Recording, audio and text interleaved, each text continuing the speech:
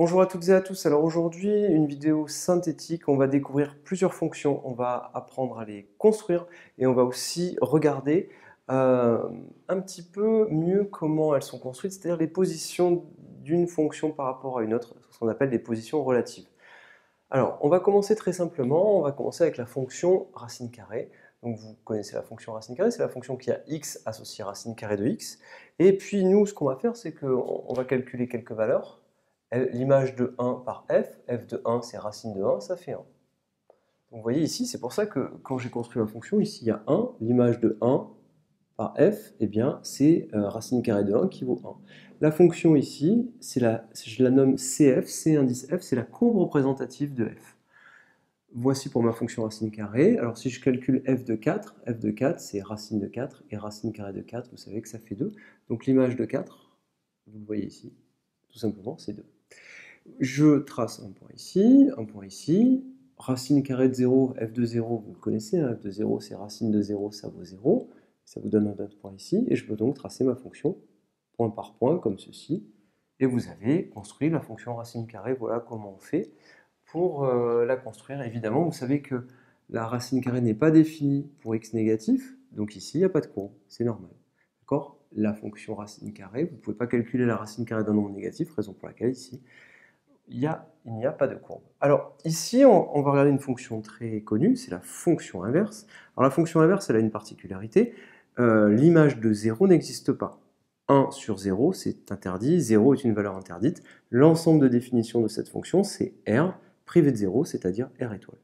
Alors la fonction inverse, voilà ce que je vous propose de faire, c'est de la construire un petit peu point par point, calculer quelques valeurs pour vraiment l'avoir en tête. Alors regardez, f de 4, l'image de 4 par f, ça fera 1 sur 4.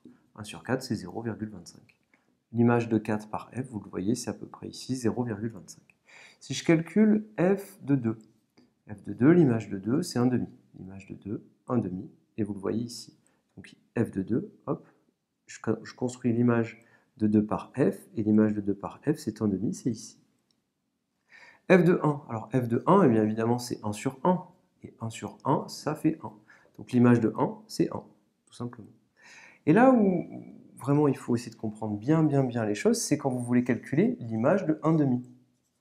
f de 1 demi, c'est 1 sur 1 demi. Et 1 sur 1 demi, combien ça vaut? Si on fait un petit calcul avec les fractions, 1 sur 1 demi, c'est 1 sur 1 divisé par 1 sur 2. Et ça me donne 1 sur 1 fois 2 sur 1. Et ça donne donc 2.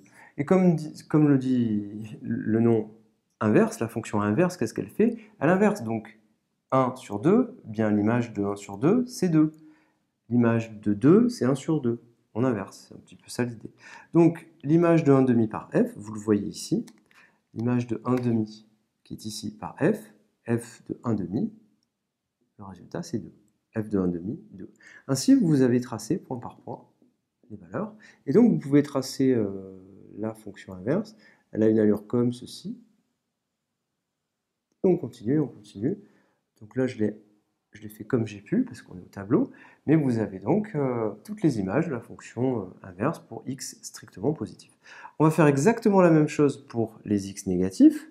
Et on aura exactement la même chose. L'image de moins 1 demi, c'est moins 2, ici. Donc vous aurez l'image de moins 1 demi, moins 2, ici. L'image de moins 1, c'est moins 1. Alors je vous fais les calculs à côté, si vous voulez bien. Je vais le faire là, juste pour vous donner juste quelques images. Hein. Si on calcule f de moins 1 demi, l'image de moins 1 demi, ça sera donc moins 2. f de moins 1, ça fera donc 1 sur moins 1. 1 sur moins 1, ça fait donc moins 1. Et ainsi de suite, et ainsi de suite. f de moins 1, ça fait moins 1. Ainsi, qu'est-ce qui va se passer? Eh bien, on va avoir exactement la même courbe que celle qui est là. Donc f de moins 4, ça fera moins 1 sur 4. Hein. Ce sera exactement les mêmes choses. Ce sera les mêmes calculs avec en moins.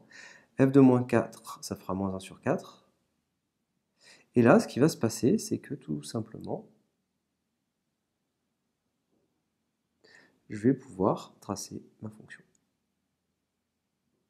Et vous voyez bien que l'image de 0 par f, eh bien, l'image de 0 par f n'existe pas. D'accord? Donc vous avez votre fonction inverse qui est ici et qui est définie par qui a x associé 1 sur x. Elle est définie pour x différent de 0 et du coup, vous pouvez avoir la fonction inverse qui est comme construite ici. Donc vous voyez bien l'image de 1, c'est 1. L'image de moins 1, c'est moins 1. L'image de moins 4, c'est moins 1 quart. L'image de moins 1 demi, c'est moins 2. Et là, vous avez la fonction inverse. Alors, dans la vidéo qui suit, on va regarder la fonction carré, la fonction cube, et on va un petit peu les comparer. Donc, je vous conseille tout de suite de regarder la vidéo qui suit. Je vous remercie et à tout de suite.